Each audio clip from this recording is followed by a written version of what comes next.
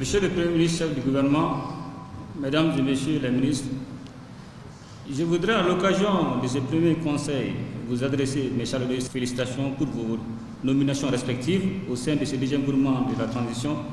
Un gouvernement de rupture, comme l'a nommé le Premier ministre, et qui mesure à juste titre toute l'ampleur de la tâche gigantesque qui vous attend à ce moment de preuve.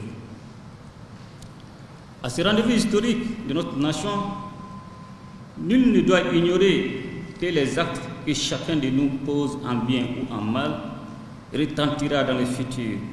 Chaque ministre de ce gouvernement, de par ses initiatives innovantes et positives, doit s'efforcer d'être une partie de la solution et non du problème. Mesdames et Messieurs, vous qui avez été reconduits pour continuer l'exaltante mission nationale, je vous félicite pour la confiance que votre premier passage a dû inspirer au point de mériter cette reconduction. Je voudrais également féliciter et souhaiter la bienvenue à ceux qui viennent de rejoindre l'équipe gouvernementale. C'est aussi le lieu pour moi de vous engager à vous investir inlassablement pour le succès de la mission à vous confier. Pour cette raison, des qualités sont attendues de chacun de vous. Vous les possédez déjà, j'en suis convaincu, car elles ont prévalu lors du choix porté sur vous. Elles ont pour nom la constance dans la solidarité, le don de soi au nom de l'intérêt supérieur de la nation, le dévouement à la cause nationale et la rigueur dans le travail. De vous, j'entends l'exploitation de ces qualités pour l'obtention des résultats annonciateurs du renouveau tant attendu et tant souhaité.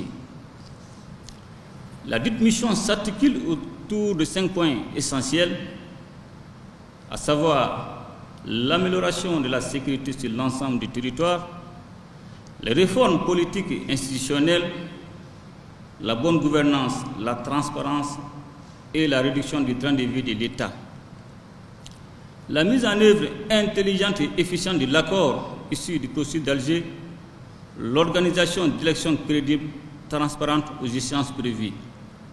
Monsieur le Premier ministre, tout d'abord, je vous engage à poursuivre les chantiers déjà ouverts dans les domaines qui constituent les défis importants, notamment l'apaisement du climat social. Il nous faut surmonter certains handicaps afin de recréer, de refonder et transmettre à nos successeurs un État fort et des institutions stabilisées.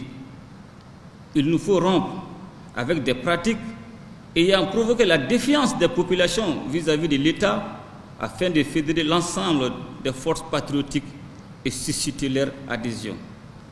Le tout pour fonder l'État sur des institutions adaptées à nos réalités.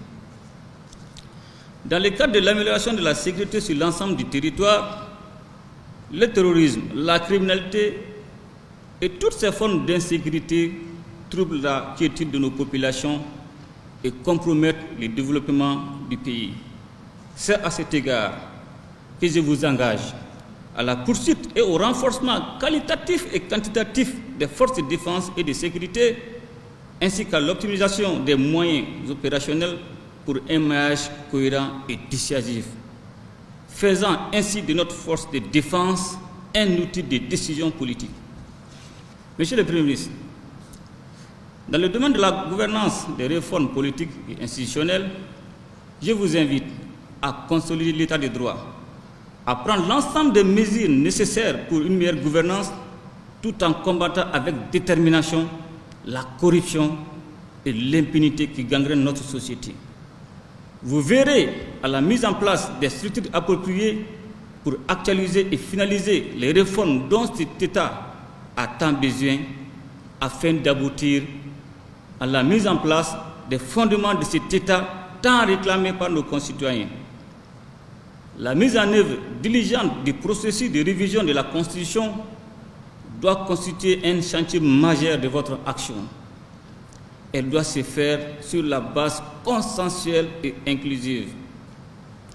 En ce qui concerne l'accord issu du processus d'Alger, Je vous engage à poursuivre le travail de mise en œuvre intelligente et efficiente de l'accord pour la paix et la réconciliation au Mali, issu du processus d'Alger, en vue toujours de créer des conditions optimales pour une paix durable. Enfin, Monsieur le Premier ministre, quant à l'organisation d'élections crédibles, transparentes aux échéances prévues, je vous exhorte à ne ménager aucun effort pour l'organisation d'élections qui répondent aux attentes des Maliens afin d'avoir un président démocratiquement élu et accepté par l'ensemble de la population suite à des processus clairs et transparents. Monsieur le Premier ministre, la tâche est rude, la mission n'en est que plus exaltante. Vous n'avez droit ni à l'erreur ni à l'échec. Si le temps vous est compté, les critiques ne vous seront pas comptées. Tout en vous exhortant à plus de cohésion et de solidarité dans l'accomplissement de vos missions, gardez en permanence à l'esprit que le peuple malien vous regarde et vous fait confiance. Je vous invite à observer la lettre circulaire du 4 janvier 2016 du Premier ministre sur le travail gouvernemental et les principes de confidentialité et de transparence dans la gestion de la vie publique.